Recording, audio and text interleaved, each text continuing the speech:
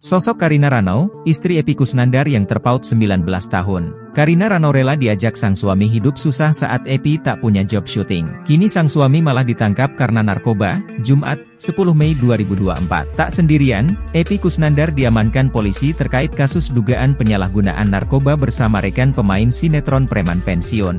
Sosok Karina Rano dikenal sebagai seorang model serta artis asal Indonesia. Karina Rano lahir di Palembang, pada 14 April 1983 silam. Nama Karina Rano mulai dikenal publik saat menikah dengan aktor Epy Kusnandar, pemeran Kang Mus di sitkom preman pensiun. Pada 27 Juli 2008, Karina Rano dinikahi Epy Kusnandar. Saat menikah, Karina Rano berusia 25 tahun, sementara Epy Kusnandar sudah berusia 44 tahun.